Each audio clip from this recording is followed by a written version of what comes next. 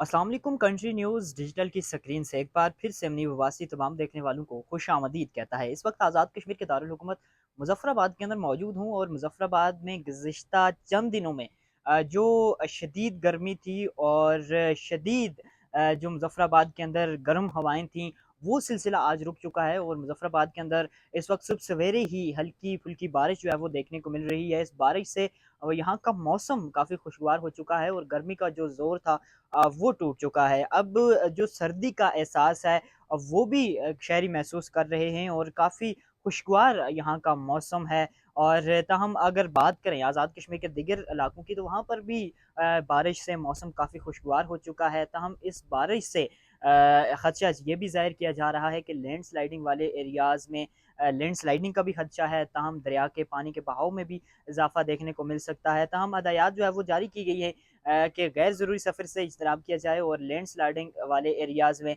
ना जाया जाए। ताहम जो महकमा मौसमियात है उसके मुताबिक ये जो बारिशों का सिलसिला है ये आइंदा 24 घंटे तक जारी रहने का इम्कान है।